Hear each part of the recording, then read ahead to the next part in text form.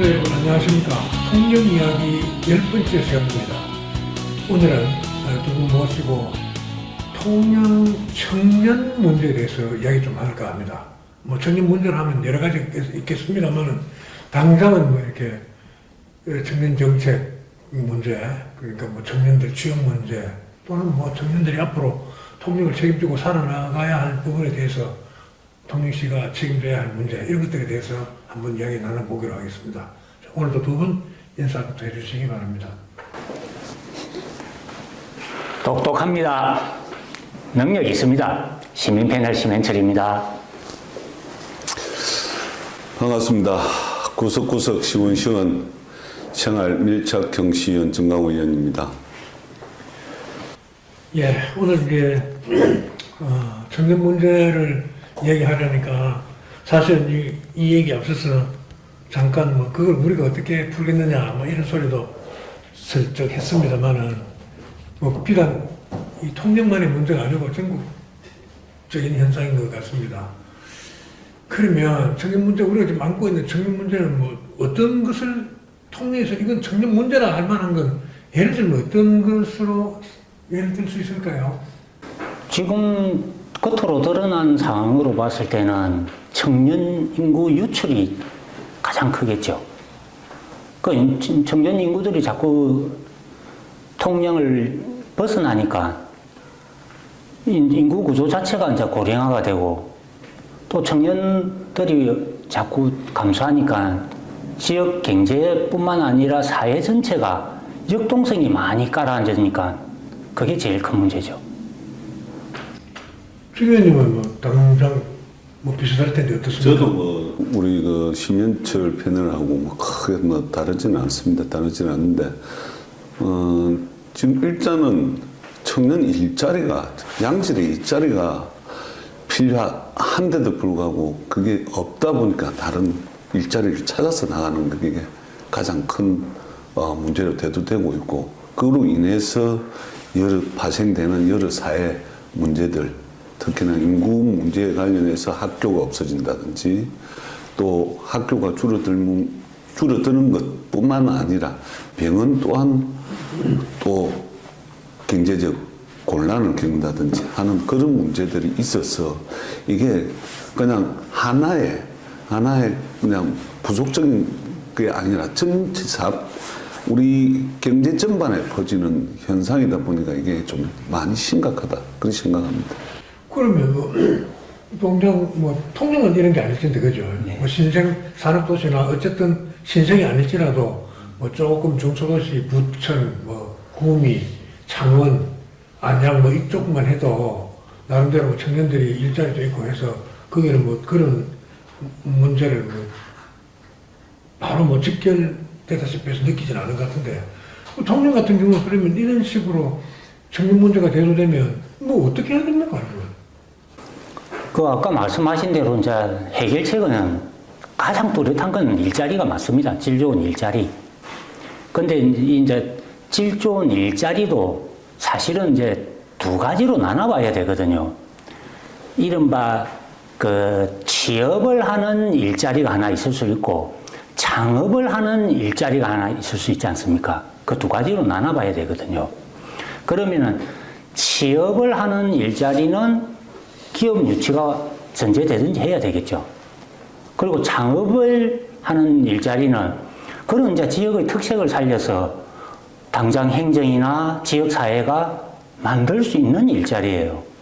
그래서 이 두 가지로 나눠서 생각을 해봐야 되고, 청년들도 이 문제를 거론할 때 그럼 통영에 그냥 청년들 이렇게 전체를 포괄화 하지 말고 통영 청년들을 한번 분석해 볼 필요가 있습니다. 제가 생각하기에 통영의 청년들은 두 종류로 나누어진다고 보거든요. 한 종류가 뭐냐면 통영에 태어나서 학교를 통영에서 다니고 잠시 뭐 이제 외부 도시에 있다가 하여튼 다시 돌아가 계속 통영에 정착해 있는 청년 세대들이 있을 수 있고요. 또 한 부류는 이제 뭐 고등학교까지는 예를 들어 이제 통영에서 지냈다고 합시다. 자기의 꿈과 이상을 위해서 이제 대도시의 대학으로 이제 진학을 한 거예요. 거기서 취업도 하고 싶고 자기의 꿈도 펼쳐보고 싶고 그래가 갔는데 도시로 나갔는데 경제적인 요 최근에 우리 한국의 상황 때문에 어쩔 수 없이 자기의 의지와는 관계없이 어쩔 수 없이 통영에 잠시 지금 내려와 있는 청년들, 이른바 대피하고 있는 청년이라 해야 될까요? 이 두 가지로 저는 나눠봐야 된다고 보거든요. 그런데 이 이제 잠시, 그러니까 어쩔 수 없이 한계적으로 와 있는 이 청년들은 특징이 뭐냐면 대도시나 이쪽에 기회만 생기면 통영을 벗어나고자 하는 욕구가 강한 거예요. 그러니까 이 청년들은 지역사회에 녹아들지도 않고 정착도 못하고 이제 이런 문제가 있는 거죠. 그래서 이걸 갖다 좀 더 세분하게 청년 정책을 나눠서 행정이나 우리 사회가 이 청년들에게 뭔가 비전이나 뭐 대안을 제시해야지 막연히 그냥 청년 이래갖고 포괄적으로 하기에는 이 정책이 좀 실효성이 있을까 저는 그렇게 생각합니다.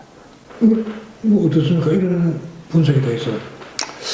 저는 그런 분석도 있을 수도 있지만은 저는 또 개인적으로는 우리 행정에서 조금 더 어떻게 해달라는 것이 아니라 제가 예전에 한번 말매도 다녀와 봤고 또 스웨덴 말매. 예, 그걸로 인해서 말매도 다녀와 봤고 또 뭐 네덜란드도 가서 도시 재생과 관련해서 이제 쭉 둘러보면서 느꼈던 게 우리 청년들에게 기회 제공, 특히나 그런 공간을 창출해내고 만들어낼 수 있는 요인들이 지금 전혀 가동이 되지 않고 있다. 무슨 이야기인가 하면은 지금 우리 해양대학이 있는데도 불구하고 해양대학하고 우리 통영시하고 그 협업이 잘 되고 있는지 산학협업이 그것도 저는 사실 의문스럽기도 하고요. 그리고 그때 당시 그 가서 봤을 때 참 그 학교와 산업과 학교가 같이 어울려서 뭔가를 하고 있는 게 표가 날 정도로 눈을 참 저런 모습들이 보기가 좋을 정도로 그리했었는데 그때 그 당시에는 말매 갔을 때 그때 그 도시의 평균 연령이 29세였습니다.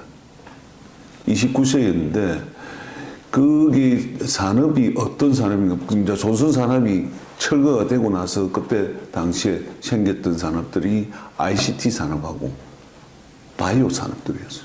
그래서 야 이게 우리 통영을 먹고 살릴 수 있겠다라는 생각이 저도 들었습니다. 왜?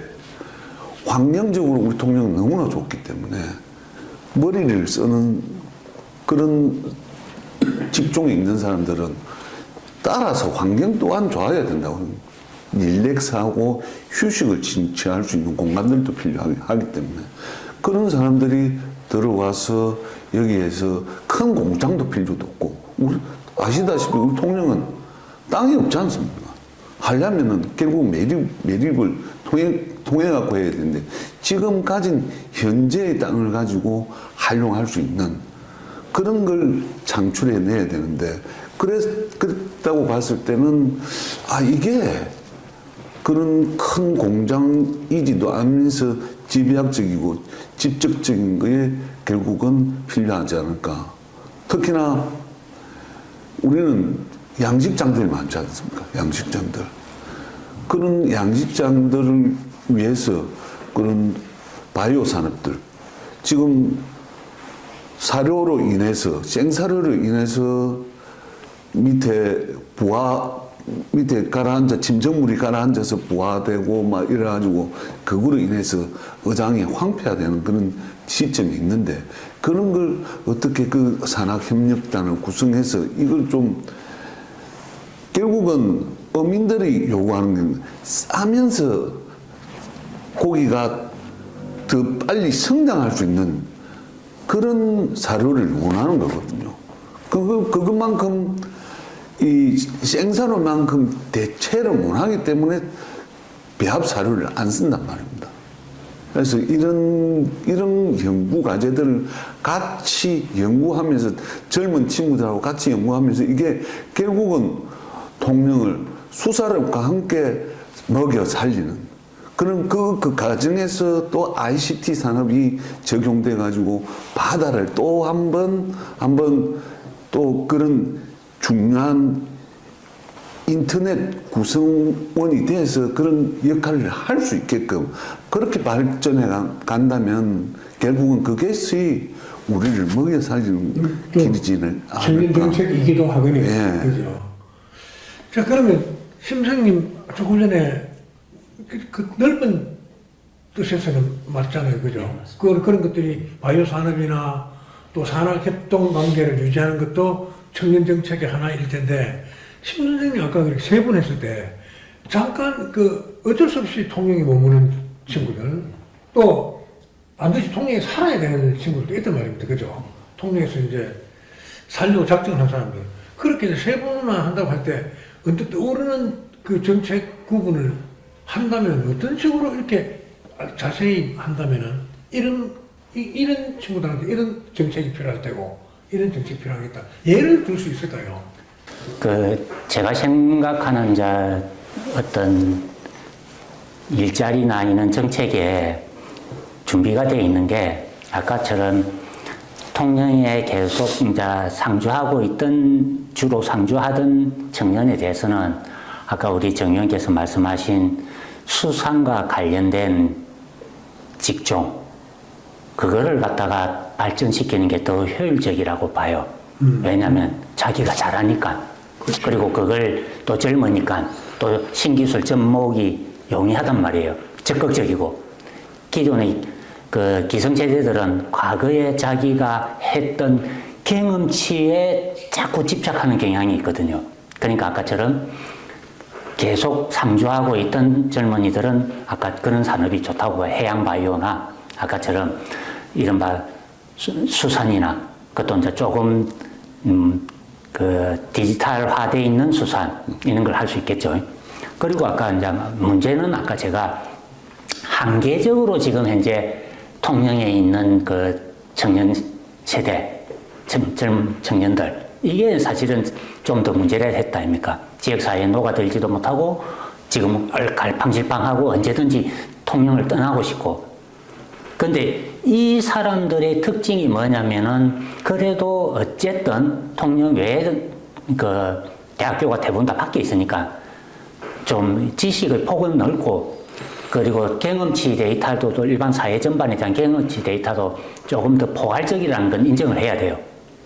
그런데 이 사람들이 그 부모들도 마찬가지고 기존의 통영의 재래산업에 대해서는 조금 거부감이 있단 말이에요. 그 부모들도 내가 이것만은 내 시키지 않으려고 너 공부시켰다. 이런 거 많거든요. 자식들도 그 어느 정도 동의를 하고. 자, 그럼 이 친구들이 우리 통영에 남아 정착을 하려면 아까처럼 관광 서비스라든지 그 다음에 창업이라든지 그리고 뭐가 있냐면 디지털 일자리를 만들어주면 돼요.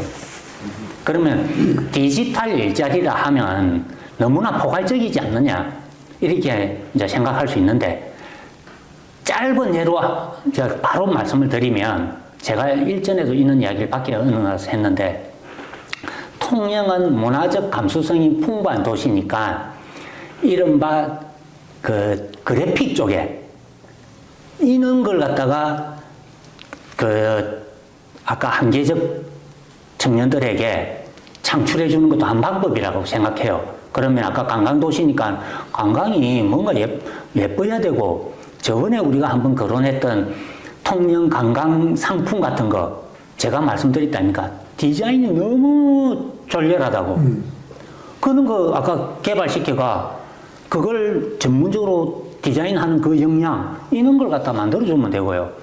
또 한 개가 아까처럼 통영에 어떤 관광 이 인프라나 시설이 많이 있는데 국내는 대부분 다 뭐 어느 정도 다 서울 경기 사람도 이제 통영을 대부분 안단 말이에요.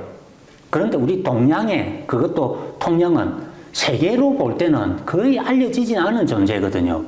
그러면 이 사람들은 요즘 인스타그램이나 뭐 이런 SNS를 통해 통영을 홍보하는 그런 일자리도 만들 수 있단 말이에요. 자, 이런 일자리를 만들어주면 통영에도 불명이 기여하는 바가 크고 이 청년들도 자기의 이런 청년들이 제일 핸디캡이 뭐냐면은 경력이 없는 거예요. 그러니까 이런 경력을 쌓아주면 자기 개발도 되고 그래서 이 청년들이 우리 사회에 녹아들게 하고 또 그 소득으로 인해서 이게 또 지역사회에 그 돈을 소비를 하면서 지역 상공인한테 다시 돌기도 하고 이런 정책이 좀 필요하지 않나 저는 그렇게 생각합니다. 정현님, 지금 통영에서 이 청년 정책은 참 자랑할 만하다, 할 만한 게 뭐 있다고 생각되는 게 있습니까? 이런 정책 중에 뭐 통영시가 잘하네, 청년 정책으로서는 쓸만한 정책이네, 한다고 그런 생각할 만한 게 있습니까? 저는 딱히 생각이 안 나죠. 예. 그러면 금방 이제 그런 말씀하셨는데 이 청년들은 뭐 어쨌든 20살에서 40살 사이 아니겠습니까? 그 사람들이 제일 총명한 거 맞아요. 그 신식 새로 들어온 거 막 빨리 그 호기심도 발동돼서 빨리 익히고 해서 금방 터득을 하고 그 처음에 챗 GPT 막 아우성일 때 이 친구들은 금방 해버리더라고요. 관련되는 것도 몇 개 있는 것도 다 응용해서 쓸 줄 알고 이제 이런 걸 공공이 못 따라가거든요. 공공이 그냥 시장 군수나 구청장들이 앉아서 야 빨리 청년 정책 하나 수립해봐 하면은 공무원들이 청년 뭐 하면 좋겠노? 한계가 있단 말이야. 딱 뺏긴단 말이야. 저희 옆도시가 이런 거 같은데 우리도 그런 거 하면 좋겠습니다. 그래 비슷해요. 그래서 그나마 통영은 이제 관광이 좀 도드라진 동네이기 때문에 그 SNS, 사회관계망 홍보단, SNS 홍보단 이런 거 있잖아요. 네. 청년. 근데 그게 금방 심 선생님 말씀한 것처럼 직업처럼 돼야 되는데 너가 놀고 있으니 이것 좀 해봐. 조금 주고 이런 거 같단 말이에요. 차라리 그렇게 해서 조금씩 줘서 한 20명을 이러지도 못하고 저러지도 못하게 붙들어놨다 치자. 그거 말고 그 돈 갖고 3명, 4명으로 압축을 시켜서라도 전문 홍보단이 필요한 거 아닌가. 기술자를 만들어내야지, 그죠? 거기서 진짜 기술자를 생산해내야 된다고 생각하는데 그 좀 막 뺏기는 그런 정책은 좀 관뒀으면 좋겠다, 그죠? 맞습니다. 맞는데 그거는 우리 사회자님 말씀이 전 충분히 공감합니다. 공감은 하는데 또한 이런 부분들이 워낙 그 열악한 청년들이 많다 보니까 이걸 갖다가 한쪽에 우찌 보면 우리 말로 몰빵을 해주면은 다른 친구들이 또 한편으로는 소외되지 않을까 하는 그런 우려에서 또 행정은 그렇지 않습니까? 몰빵이라는 것보다도 전체적으로 분배의 어떤 미학을 실현해 가는 게 행정인데 그러다 보니까 그런 문제점도 막 있는 것 같습니다. 아니, 그러니까 그건 이제 보편복지라고 치면 그 청년복지 정책의 하나로 그 일자리를 만드는 건 그 일자리도 복지 정책이라 할 수 있겠습니다만은 흔히 우리가 여기는 보편복지 문제와 일자리 문제는 조금 다르지 않나 싶은데요. 아니, 저는 아까 사회분께서 말씀하신 게 맞다고 보는데 아니 청년 정책이 무슨 저 복지입니까? 근데 이 이야기가 우리 정 의원께서 왜 꺼낸지 저는 알겠어요. 통영의 청년 정책이 지금 뭐냐면은 먹고 놀자판이에요. 진짜 어디 가면 무슨 어디 치맥 해갖고 저번에 하더라. 제가 그 청년들에 대한 대책을 위해서 통영시에서 하는 걸 갖다 수년간 제가 모니터링을 했거든요. 그러니까 주로 보니까는 먹고 놀자예요. 그러다가 거기에 대해서 제가 일부 비판을 하니까는 이제 교육 과정을 조금 넣더라고요. 전체적인 틀이 안 바뀌어요. 그게 아까 우리 사회자님께서 말씀하셨듯이 이런 프로그램이 될 수밖에 없는 구조적인 한계가 뭐냐면 아까 말씀하신 대로 공무원이 사업을 해봤으면 제가 몇 번 말했습니까? 이런 걸 해본 적이 없는 거예요. 그럼 하는 게 뭐냐면 산업, 공상 이라듯이 이 공무원들이 공업이나 상업 모르잖아요. 그럼 할 수 있는 게 뭐예요? 먹고 놀자 판밖에 더 있겠어요. 겉으로는 드러난 그리고 뭐 말장난 하듯이 무슨 청년의 어쩌게 통영에 온나 개사고 뭐 단어 갖고 청년 뭐 통영고 개사고 영어 써갖고 이는 언어 유희만 하는 거예요. 효과는 별로 없고요. 그게 이제 그래가 언론 홍보하고 뭐 이런 거예요. 그냥 그렇게 흘러가다 보니 이제 아까 이런 문제가 생기는데 아까 우리 있는 이걸 좀 적극적으로 한 예가 하나 있습니다. 그 물론 한 사람이지만 충주맨이라고 우리 다 알잖아요. 네. 그 사람이 뭐 했냐면 SNS 해갖고 시정 홍보도 하면서 충주를 알린 거예요. 그럼 그 도시의 인지도가 얼마나 올라갔습니까? 이게 그러니까 아까처럼 허무맹랑한 계획이 아니라는 거죠. 그러면 아까 그걸 한 사람이 아니고 10사람을 할 수도 있는 거고, 왜냐면 그 방법은 아까처럼 외국의 이제 대상으로 할 때는 영어도 좀 잘해야 되고, 뭐 아니면 폴란드 지역 할 때는 뭐 다른 외국에서 해도 되고, 해야 되고, 중국어를 또 해야 되고, 일본어도 해야 되고, 그런 인력이 필요하단 말이에요. 한두 명이 아니죠. 그죠? 근데 이런 생각을 충분히 해볼 수 있는 거예요. 근데 이렇게 하면 대부분, 그 예산이 있나, 뭐 이런 이야기 또한 나올 거예요. 근데 이것도 저는 좀 이해가 안 되는 게, 통영에 지금 현재 청년포차라고 중림에 하고 있는 게 있어요. 자, 이런 게, 자꾸, 이제, 우리 시민들로 바라볼 때는, 진짜 좀, 제일 말하는 게 뭐냐면, 실효성 있는 거, 효과적인 거 좀 해달라 하는데, 보통의 행정은 효과적인 거는 일단 차후에 실패할지 성공할지 모르고, 두 번째, 그걸 주도하는 게 공무원이다 보니까는 점점 불안하고 상업적인 이런 걸 모르니까. 그러니까 뭐냐면 언어 유희를 하거나 아니면 홍보하기 좋은 이런 걸로 흘러가니까는 지금 이 문제가 쉽게 해결이 안 된다고 저는 그렇게 보는 거죠. 아까 이 통영 관광 명소, 그다음에 국제 꼭 붙이잖아. 글로벌 관광 도시라 그러고, 글로벌 뭐 수산식품 최고 도시라 그러고 한데, 그러면 미국이나 일본 사이트나 중국 사이트, 독일 사이트 이런 데 들어가서 통영 치면 등장하는 게 있는가? 빵점이잖아요. 없죠. 그러면 그게 완전 이거는 극단적인 말로 쳐 사기라 그렇게 하면 글로벌 붙이면 안 돼요. 그래서 차라리 여기저기 5군데가 파크 골프장 짓고 뭐 이러잖아요. 그 심사숙고해서 한 군데 드는 비용 갖고라도 통영이죠. 전문 청년들 교육시키고 당신은 독일 사이트 만들고 유럽 사이트 말이야. 그죠? 그 다음 당신은 중국 사이트 만들고 일본 사이트 만들고 미국 사이트 만들고 하면 그렇게 해서 뭐 다국적 언어로 막 사이트가 선전되고 인스타그램도 뜨고 하면 효과 팡팡 나죠. 그럼 노출 한번 되면 몇십만 명 노출하면 여기 어디야 통영 이런 데가 있네 하고 와볼 수도 있지 않나. 그런 전문가를 키우는 것도 청년 정책 중에 좋은 정책이라고 생각이 드는데. 얼마 전에 제가 뭐 SNS로 올렸는데 외국 가족들이 그 통영으로 여행을 와서 요트도 타고 하는 걸 그게 참 새롭다 싶었어요. 그걸 제가 짤로 해가지고 올렸습니다. 그럼 좀 새롭더라고요. 그런 부류가. 그런 게 필요합니다. 그런 가족 단위 여행객들을 많이 유치하고 우리가 그런 여행객들에게 조금 더 인센티브를 준다든지 우리가 시에서 특별한 혜택을 준다든지 하면은 그 사람들이 결국은 자기의 언어로 우리 통영을 알리는 거 있잖아요. 스스로 홍보하는 거예요.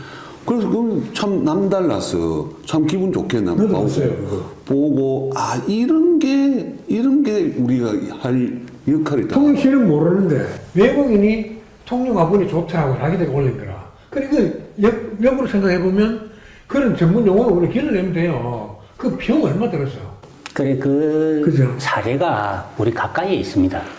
지금 우리나라 사람 일본 많이 가잖아요. 네. 저번에 한 말씀 드렸는데, 지금 일본 여행 가는 트렌드가 어떻게 바뀌었냐면 일본의 중소도시를 가요. 맞아요. 예. 옛날처럼 관광객이 빡짝빡짝 하는 게 아니고 듣다 보다 못한 동네를 가가 자기가 그 갔다 오고 나서 그걸 유튜브로 올리고 그게 또 다른 사람이 보고 또 가고 이게 뭘 의미하는지를 한번 생각해 봐야 돼요. 여행의 트렌드가 바뀌어가는 거예요. 조용하고 그 지역의 정치를 그대로 느낄 수 있는 이건 선진국에서는 이미 보편화됐고 이제 우리나라도 이제 가고 있다는 증거예요. 근데 우리 지금 현재 관광정책, 이제 관광 이야기를 하니까 관광정책은 뭐냐면 그냥 막 관광버스 타고 많이 온나 이것만 갈려 있는 거예요. 이것도 시설 만들고 네. 케이블 켜놓고 이 네, 뭐, 완전 구닥다리 네. 식으로 하는데 네, 지금. 거기에서 못 벗어나고 있는 거예요. 그러니까는 이제 아까처럼 이 새로운 걸 갖다가 청년들이 할 수 있는 기회를 줘야 되는데 기회를 안 주고 아까처럼 기존에 관념을 갖다 주입만 시키니까 이게 미스매치 되니까 결합이 안 되니까 잘 안 되는 것이죠. 제가 누차 이야기를 하지만 중국 사람들이 섬을 참 좋아한다 하더라고요. 그렇죠. 그건 잘 섬이 없으니까. 없으니까 맞아요. 하이난밖에 없잖아요. 네, 네. 그래서 그 중국 그 신혼여행객을 모객을 해서 우리 한국 특히나 섬이 아름답기로 유명한 통영으로 유인을 한다면은 그런 사업들을 우리 젊은 청년들이 청년이 다 해야 됩니다. 예. 하고 또 사진도 찍고 사진 찍는 기술도 배워서 찍고 한다면은 결국은 그 수많은 중국 사람들을 대상으로 몇 팀 오면 그는 결국은 우리 요 통영이 더 북적거려서 다시 오지 마라 할 정도로 심하게 뭐 젠트리피케이션이랍니까? 그런 또 역으로 또 그런 현상이 벌어질 수도 있을 텐데 좀 이런 쪽으로 좀 젊은 우리 청년들이 조금 기회의 장을 넓혀갔으면 좋겠다. 그리고 그 마당은 그런 잔치는 통시가 풀어줘야 돼, 베풀어줘야 돼요. 열어주고 또 청년들이 모여서 어차피 중국, 대만, 일본 관광객들이 부산으로 창원으로 이리 오잖아요. 들어오면 딱 통영 끼워서 성 투어 좋아하잖아. 투어란 거. 뭐 캠 투어 좋아하더만은 그래도 코스 끼워놓고 그 청년들이 요청한 그 현지 언어 그 모국 언어로 그 사람들 보면 좀 실감 있게 좀 만들어 놓으면 팜플렛 같은 것도 그죠? 그 홍보 책자도 얼마나 좋아하겠나 싶은데 통영 오면 겨우 뭐 영어로 된 책자하고 뭐 그런 것밖에 돼 있나요? 통영에도 지금 내가 알고 있기로는 중국계 이민자들도 많이 있고, 중국 또 뭐 여러 뭐 태국도 좀 방글라데시 뭐 각 나라 그건 많이 있을 거야. 아마. 많이 있거든요. 근데 주로 여행 오는 걸 이래 보면 중국, 일본, 대만, 싱가포르, 말레이시아, 태국 이런 정도에서만 오지 조금 그 밑에 인도네시아에도 들어오긴 오는 것 같더라.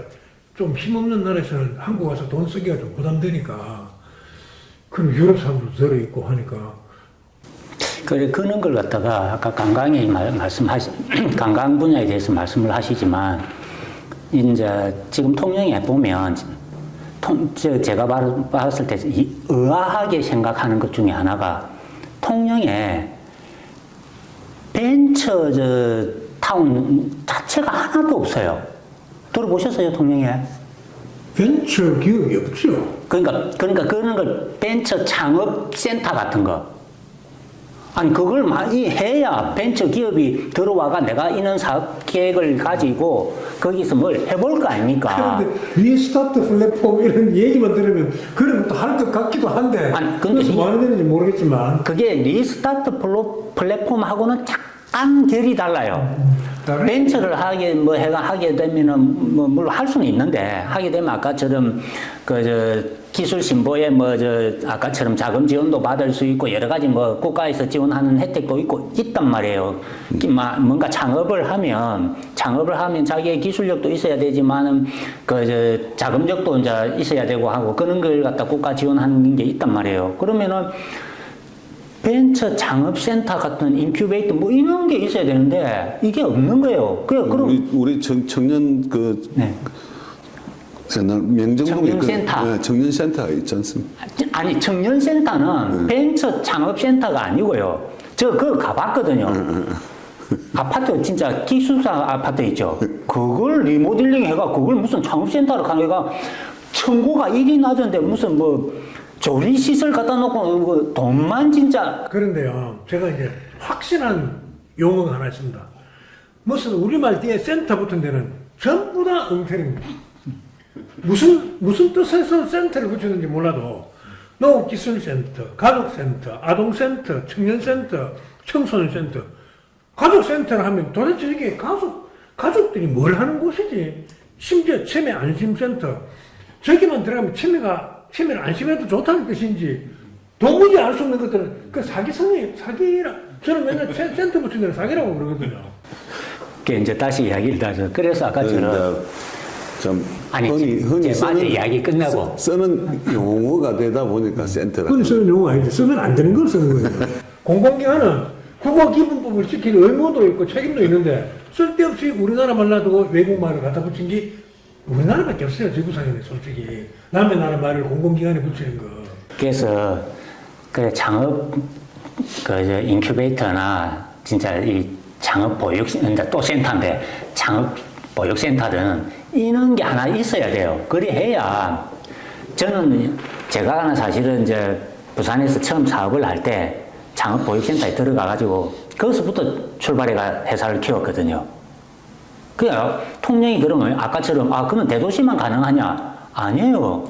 가능하죠. 통영에도 가능하죠. 아까 말씀하셨잖아요. 수산 관련해서는 통영만큼 자원이 풍부한 데가 없어요. 그런데 아까처럼 그럼 통영에 수산 관련 뭐 벤처 아까 창업센터 뭐 이런 거 들어보셨습니까? 없잖아요. 그게 어렵습니까? 어렵지도 않아요. 이런 식의 아까처럼 제가 이제 이 주장하는 내용이 뭐냐면 할 수 있는 걸 안 하고 있다는 거예요. 못하는 게 아니고. 그래, 듣고 보니 그런데요. 자, 통영같이 이제 관광이나 수산이 이름 떨쳐져 있는 동네인데 나는 관광 분야에서 전문가가 되고 싶어요 해서 배울 수 있는 곳 없죠. 없잖아요. 관광은 이런 것이야. 생태 관광은 이렇고, 무슨 관광은 이렇고, 이건 이래 하고, 지도하고, 인력을 길러내는 그런 시설이 없잖아요. 그다음 수산, 진흥형 수산 고부가 가치 수산업, 진흥형 수산 양식, 이런 거 전문가를 길러내는 연구소 없잖아요. 도에서 그런 거지. 통영이 없잖아, 당장. 통영이 그죠? 있습니다. 저 어디고? 수산과학관 이야기하세요. 수산과학관 말고 그러면. 남동의 수산연구소나 수산 연구소는 자기들이 밖에 나와서 하는 연구하는 곳이 거기 있고 통영 시민이 거기 가서 내가 지금 수산 관련 그거는 없지. 없잖아요. 그러니까 엉터리 맞기는 맞아요.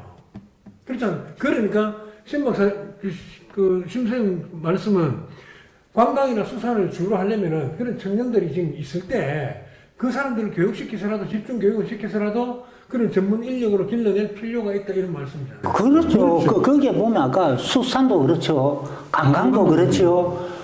그럼 예술을 한번 볼까요? 문화에서 더 지금 아까처럼 저번에 우리 거론했던 뭐 오광대니 벨싱굿이니 이걸 젊은 세대들이 디지털화하기도 하고 그걸 하나의 또 어떤 영상을 갖다 좀 하고 그거 다 할 수 있잖아요. 그리고 그걸 또 디자인화 할 수도 있고 거기에 관한 아까처럼 소득하고 연계시킬 수도 있고 근데 그거 안 해주잖아요. 1장부터 그거는 1장부터 막장까지 디지털로 그 애니메이터 해도 되거든. 애니메이션 되지. 와, 오광대 그래. 그 양조로 나오는 거라. 자꾸 처박혀서 자기들끼리만 뚱땅거릴 것이 아니라 양조로 나오고 언어도 순화하고 그 연령별로 나누고 하면 애니메이션으로 만들고 외국에 팔아먹고 이렇게 할 수도 있단 말이죠. 머리만 쓰면. 그걸 또 캐릭터 상품으로 만들어 팔 수도 있고. 그렇죠. 네, 그리고 아까 저는 디자인 자체를 아까처럼 이모티콘이나 뭐 이런 걸로도 또 상업적인 행위도 되고. 할 수 있죠. 그러니까 이는 디지털화를 한다는 거는 다양한 가능성인데 그걸 우리 젊은 청년들이 얼마나 잘하겠어요. 우리가 이리 거론하고 있는데. 방금 떠올랐는데 그 오강대 뭐 할미탈, 각시탈, 뭐 말뚝이탈, 문동탈 이런 걸로 이모티콘 만들어서 카카오톡에 상장해서 통영 시민들만 다 써도 그게 어때고? 그러니까. 그죠? 가능하다 이런 생각이 드네요. 뭐 정 의원님은 뭐 합니까 의회에서? 저희 뭐 합니까? 맨날 이런 훌륭한 분하고 선배님하고 동생분하고 동생 아우님하고 같이 다니면서 좋은 거 좀 많이 배워서 그거 좀 많이 배우고 있어요. 응용 안 합니까? 많이 배우고 있고 또 그걸 통해서 또 까에다가 또 이야기도 많이 하고 그래 하고 있습니다. 야, 이 청년 문제는 뭐 통영만의 문제가 아닌 것은 확실한데 지금 방금 우리가 통영의 강점을 이렇게 두고 보니 그 강점을 강화시킬 수 있는 그 방안이 청년들을 길러내는 건데 그걸 소홀히 하고 있었다는 생각이 듭니다. 제가 이제 간단히 이제 몇 가지만 그렇게 말씀드렸잖아요. 사실은 우리 청년, 우리 이른바 우리 통영의 기성세대가 조금만 관심을 기울이면 통영의 청년들 일자리는 진짜 다양하게 창출할 수 있다고 봐요. 제가 말씀 그런 것도 있죠. 아까 우리 정 의원께서 얼핏 이야기 하시는데 그 요트 이런 것 같은 경우에도요. 지금 보세요. 지금 요트가 통영이 그래도 관광 상품도 있고 아까 요트 관련해 갖고 몇몇 기업들도 있는 걸로 알고 있어요. 사업을 하고 있는 걸로 알고 있어요. 그래 그런 걸 갖다가 조금 더 체계화 시켜주면 아까처럼 요트 뭐 매매도 할 수 있는 거고 그러니까 요트 거래 단지 같은 형태로 그런 것도 가능하고요. 그 다음에 요트를 수리하는 이것도 사업도 가능하고요. 왜냐면 저번에 말씀드렸듯이 철공 단지가 있잖아요. 그러니까 그런 기술을 금방 습득해서 할 수 있단 말이에요. 이런 게 지금 다양하게 있단 말이에요. 근데 이런 거에 대해서 우리 기성세대나 통영시 행정이 거의 손 놓고 있는 거예요. 뭐, 손 놓는 이유도 아까 말씀드렸듯이 그분들은 아까처럼 공무원이 그런 세세한 내용을 모르는 거예요. 그러면은 전문적인 어떤 역량이 있는 사람한테 들어야 되는데 이게 가나 지역사회에 좀 한계다 보니까 그런 건지 아니면은 우리 통영시의 소극적인 행정 때문에 그런 건지 잘 안 듣고 기존에 아까 말씀하셨던 다른 도시에 하는 거 그냥 막 언어 유희적이고 그 홍보하기 편한 위주 이런 거 하면서 돈만 쓰고 뭐 이렇게 되는 거예요. 그런 게 저는 안타깝다는 거죠. 청년협의체라고 예. 작동되고 있죠. 예. 거기 혹시 협의체 참여해 보셨습니까? 청년 청년 그 청년협의체가 뭐 협의체로 봐서 어떤 단체 이것도 모여서 뭐 하는 것 같은데 청년협의체 하는 일을 뭐 혹시 알고 계십니까? 주로 뭐 청년 문제에 관련해서 이제 거기서도 정책을 생산하고 할 텐데 그죠? 그렇지 그쪽에서 이제 그러다 일단은 관에서 일단은 우선적으로 움직이는 곳이다 보니까 우리 청년들이 제 기량을 발휘하기가 조금 한계는 있을 수도 있겠습니다. 저는 자유롭게 이걸 논쟁을 하고 해서 결과를 도출해서 이건 우리는 이렇게 가고자 한다. 그 행정에서 이런 식으로 조금 도와달라 이런 게 쉽지는 않을 것 같습니다. 그러니까 행정에서 하라는 이랬으면 좋겠다 하면 행정에서는 규모의 틀로 그 안에서 가두려고 노력을 하는 거고 우리 그 청년들은 더 자유롭게 나가서 이걸 조금 뒷받침만 해주면 된다라고 생각을 할 텐데 그런 데서 오는 조금 차이들은 있을 수도 있습니다. 그 지역마다 청년협의체라고 있거든요. 청년협의체는 관이 나서서 너가 이렇게 한번 집을 지어봐. 우리가 나무 좀 대줄게 해서 집을 지었단 말입니다. 청년협의체라고. 근데 그 안에서 하는 활동들은 지극히 제한적이단 말이에요. 그죠? 그 청년협의체가 이런 거 하려 하는데 어떤 놈하고 자기들이 안을 내놓으면은 관의 지도 방침을 받아야 되잖아요. 그죠? 그럼 이제 결국은 이 경직되어 있는 게 시장이 방침을 받아야 자기들은 움직이니까 그런 문제들이 허다합니다. 그러니까 시장에 방침을 받아야 됩니다 하는 것이 모두 우리 통영 시정 전반에 걸쳐져 있기 때문에 공무원들이 꼼짝을 못하는 그 시장 말 한마디에 안 되면은 안 굴러가는 거죠. 그러면 이제 관의 간섭을 안 받고 독자적으로 발족된 청년단체가 자생적으로 할 수 있는 그런 단체가 나와야 되는데 자기들이 스스로 서서 노력해서 시에서 좀 도와주고 이런 형태가 돼야 되는데 시에서 만들어 놓고 청년들이 발버둥 치니까 이게 안 된다. 우리 그런 게 주로 보면은 우리 뭐 NGO 단체들 있지 않습니까? 예. 처음에는 좋은 뜻으로 이래가지고 우리끼리 으쌰으쌰 한번 해보자. 좋은 단체를 만들어서 자기들 돈 내갖고 이제 한단 말입니다. ESG 같은 거. 그렇게 한단 말입니다. 그런데 하다 보면은 조금 힘이 붙인다 하면은 자꾸 시에다가 이제 손을 벌리다 보면은 결국 그게 간변단체화 돼버리는 거예요. 그래갖고 그 시에서 조정을 하고 돈 준다 안 준다 보조금 주니 안 주니 이거를 가지고 고사를 시켜버리니까. 그러니까 우리 통영에는 간변단체 말고는 NGO 단체가 없을 수밖에 없다. 독창성도 아니, 그죠. 그건 NGO니까 그나마 그건 저는 이해는 돼요. 그런데 아까 말씀드렸듯이 우리 청년들이 뭘 하고자 하면은 첫 번째 우리 그 공공조직도 한번 생각을 바꿔야 돼요. 예를 들어가 청년단체에서 뭘 하려고 하는데 시에서 지원을 하면 그 지원하는 돈이 공무원 자기 주머니에 넣은 지 돈입니까? 시장 주머니에 나오는 돈이에요.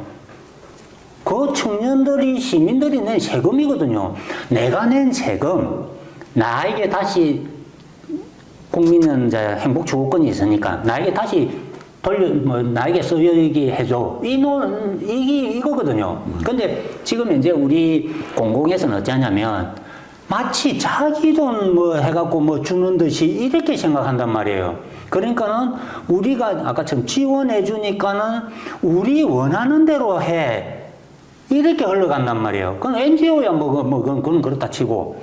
그리고 아까처럼 청년 창업이나 이런 걸 하는 걸 흘러가면 아니 비즈니스가 공공행정처럼 갈 수는 없잖아요. 영리를 추구하기 때문에.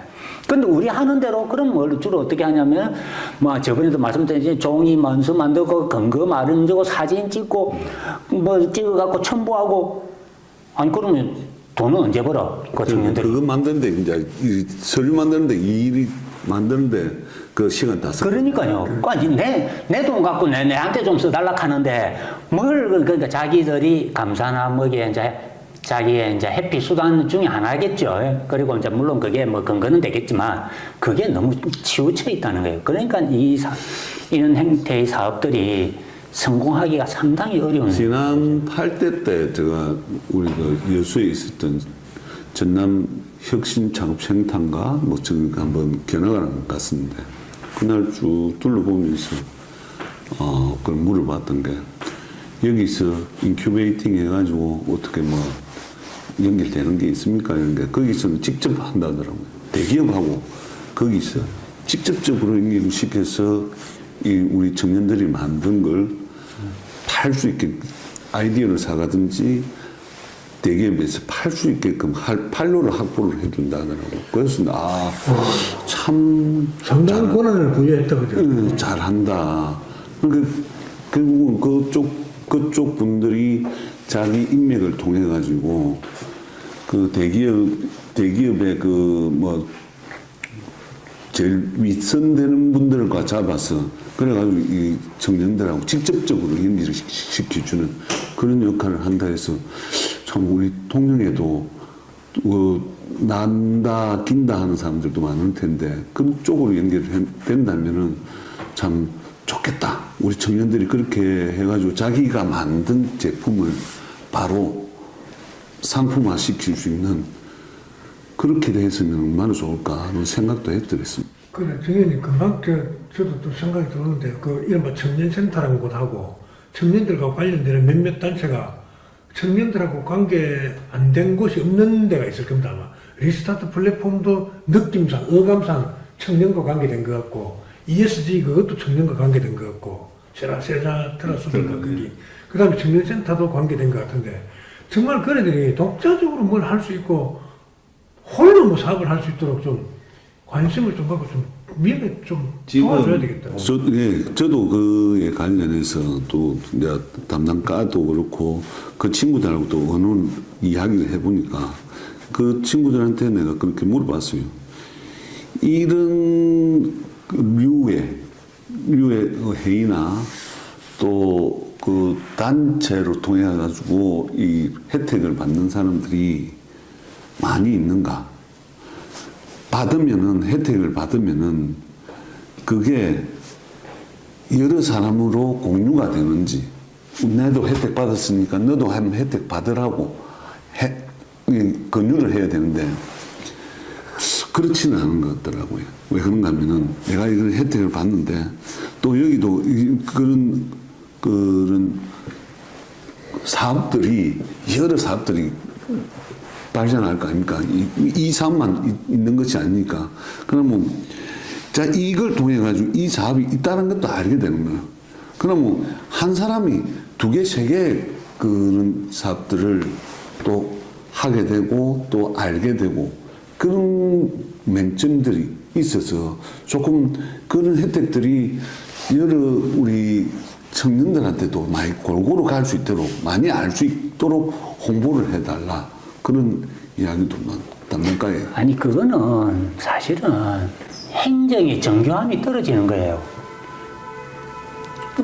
이제 간단한 예를 들면 제가 그 창업센터에 그 처음 회사를 창업했을 때 어떻게 돼 있냐면은 지원을 받지 않습니까? 그러면 친인척 관련되면은 2번 무조건 안 돼요. 그럼 얼마나 심플합니까? 그죠? 그럼 그런 문제 저절로 안 돼요. 이 문제가 아까 말씀하신 대로 지금 우리 통영시에서도 뭐 청년 창업해갖고 무슨 뭐 지원한 걸로 알고 있어요. 그저 이른바 무슨 뭐 주로 본 자영업이더라고요. 예를 들면 이런 겁니다. 언니가 하던 거 서울 사는 동생이 내려와가 그거 사업자 등록을 바꿨어. 그럼 창업 지원 신청하면 선정될 수 있을까요? 자격이 될까요? 안 될까요? 언제 있는데? 제가 알기로는 되는 걸로 알고 있습니다. 돼요. 그게 무슨 창업입니까? 이어받아서 하는데. 그러니까. 그러니까 이거는 행정의 정교함이 부족한 거지, 아까처럼 그 사람을 탓할 내용이 아닌 거예요. 아니, 이런 거는 맥락 관화하잖아요. 누구나 봐도 알 수 있는 내용이잖아요. 그러니까, 우리나라 민법상 하다못해 하든지 아니면 사촌 직계 가족에는 직계 가족은 안 된다든지 간단히 할 수 있는데도 아마 제가 알기로는 통영시에는 그리 안 하고 있는 걸로 알고 있어요. 그래서 저도 이런 어떤 사업이 발생했을 때 참여를 하는 우리 젊은이들 많이 만들면은 그걸 관심도를 또 다른 데서 또 일어날 수 있기 때문에 그렇게 유도를 해야 되는데 자꾸 한 사람이 여러 군데를 한다 하는 것도 조금 모순점이 있지 않을까 나는 그런 그러니까 그건 간단히 해결이 되잖아요. 한 번 받았으면 안 되는 거고. 그러니까 직계 가족도 안 되는데 본인이 계속 하는 건 더더욱 안 되겠죠, 그죠? 그러니까 이런 거는 행정의 정교함으로 풀어야 되는 거고.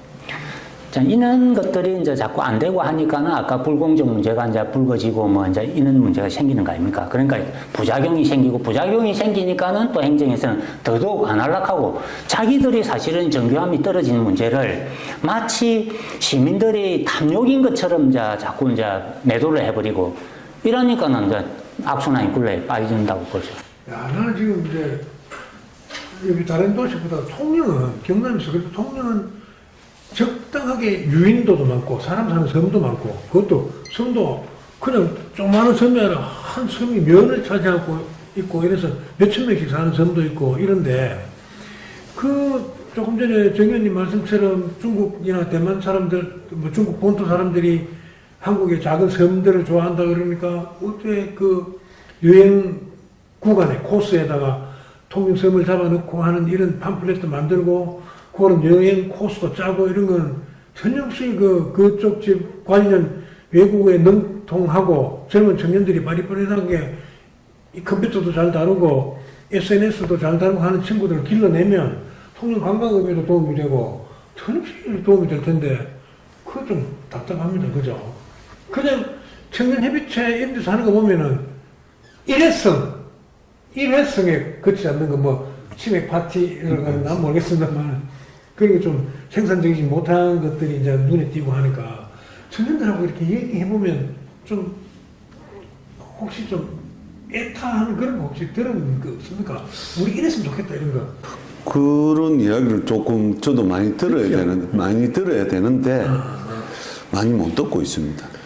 근데 예, 폭이 조금 그렇긴 하고 저번에 우리 당의 청년들하고 조금 만나 보고 그때 그 청년이 서울에서 자기가 이사를 왔다 하면서 이거 배합 사료 여기에 조금 관심을 가지고 지금 공부를 하고 있다 해서 참 듣던 중 반가운 소리였더라고요. 그래서 이런 부분들이 정말 우리 청년들한테 많은 지원과 혜택이 가져야 된다. 워낙 또 이런 부분들이 고부가 가치를 생성해낼 수 있기 때문에 그래서 나는 그 청년하고 뒤에 명함을 주고받으면서 꼭 연락해서 한번 얼굴 한번 보자 그런 이야기도 해드렸습니다. 청년 정책을 저는 패턴도 행태도 좀 바꿨으면 좋겠어요. 지금 우리가 보통 이 지역 청년들한테 청년 정책을 하는 게 뭐냐면 대부분 이제 관주도니까 너 아이디어 가져와봐. 뭘 가져오면 우리가 뭘 지원할지 한번 검토해보자. 패턴 다 이런 거예요. 물론 청년들 중에 자기가 무슨 생각이 있어 이런 것도 있을 수 있어요. 그 모든 청년이 다 이 생각만 해요. 아니지 않습니까? 대부분은. 그럼 어떤 걸 해줘야 되냐면 청년들을 다 이렇게 아까 이 토론이나 이런 토크쇼나 이런 걸 통해서 자, 우리 통영이 가지고 있는 잠재력이 있는 게 있다. 이런 걸 갖다가 이렇게 사업하는 방법도 있고 왜? 우리 기성세대 중에는 경험치 데이터도 있고 지혜도 있으니까 그걸 사업한 경험 있는 사람들이 있지 않습니까? 그런 걸 쫙 나열해 주면 그 젊은이가 그걸 듣고 저걸 내가 생각하고 있는 그 친구들은 좀 새로운 기술에 대해서 빨리 캐치를 하니까 이렇게 깨칠 수 있단 말이에요.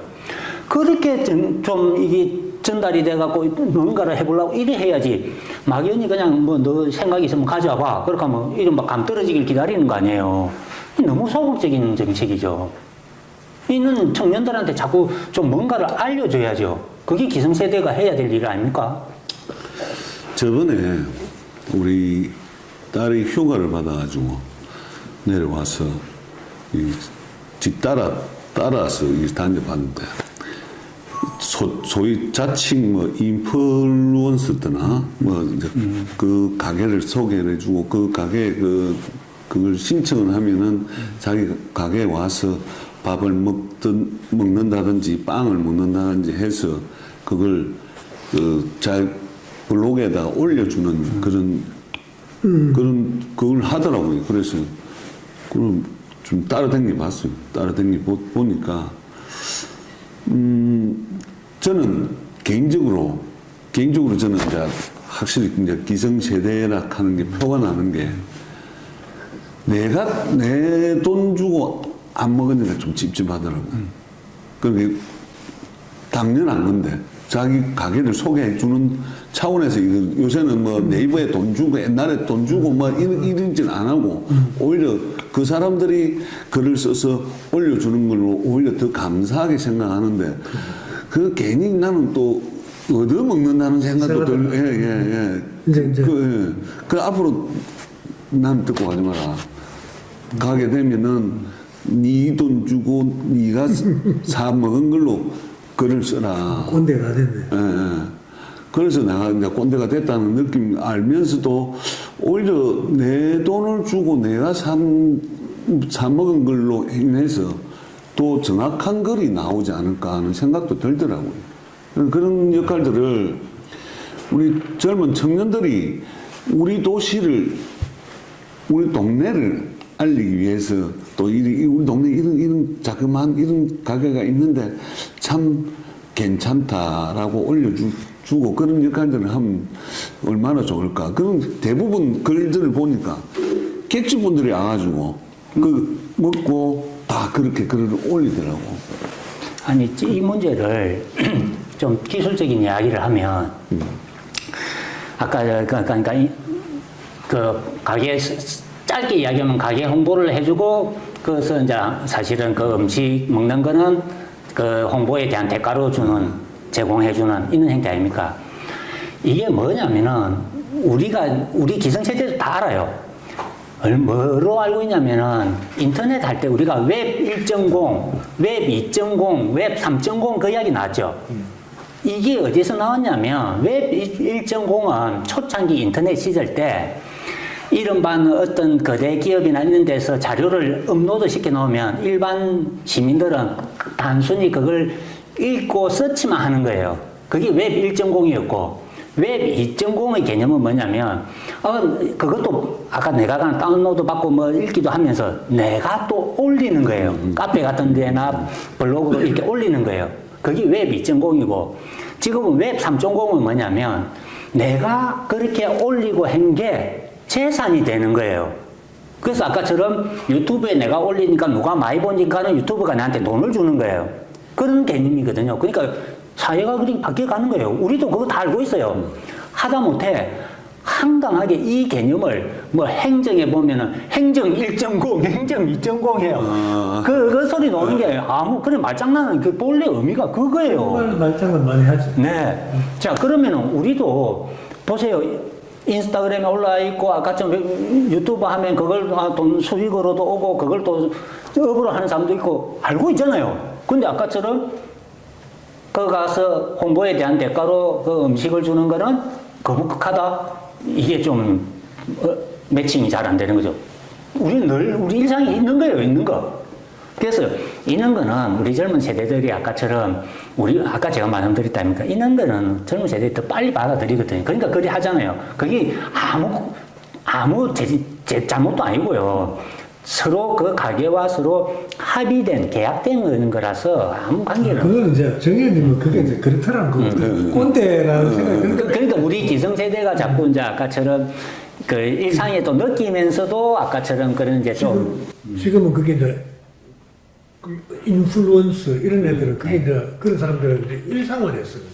그 우리는 이제 이상할지 모르지. 아이고 우리가 그래도 돈 주고 내 돈 주고 먹고 평가해 주는 게 더 좋으련만 이런 생각이 들잖아. 오히려 그게 그래 뜨뜻하고 왜곡되지 않고 그렇지. 순수하게 맛있어 맛있다 맛없어 맛없다 하는데 그런 게 돈도 안 주고 먹으면 맛없는데도 맛있다 할 수 있는 거 아니야? 이런 생각도 들죠. 그러니까 맛있다 해주는 게 그게 하나의 용역을 제공하는 거고 아까 거기에 대한 음식을 주는 걸 대가를 지불하는 거다 이렇게 생각하시면 편할 것 같습니다.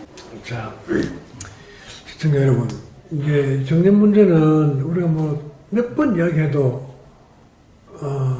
뭐 정답도 찾기 힘들고 몇 번 이야기해도 부족함도 없고 그런 건데 오늘 아마 그래도 이렇게 하면서 통영시가 지금 안고 있는 청년의 정책에 대한 문제점이라든가 또 바라는 점들이 몇 개 이렇게 나온 것 같습니다.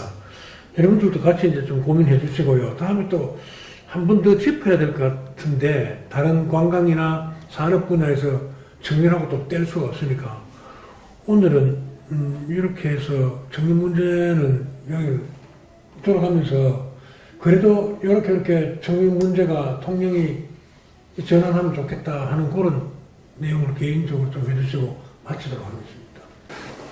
통영의 청년 여러분, 힘들더라도 견디십시오. 한 가지 희망이 있습니다. 만약 다음에 제가 시장이 되면 많은 문제를 해결해 드리겠습니다. 감사합니다.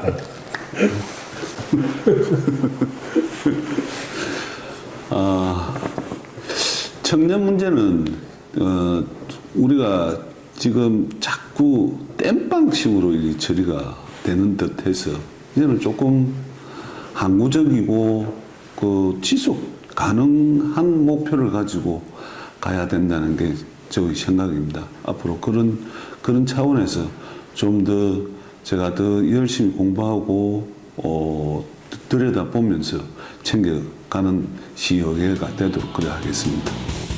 마지막 좋다. 그렇게. 네. 자, 고맙습니다. 말로 하는, 아무도 말로 하는 거. 인터넷으로 저는 365일 정도 24시간 내도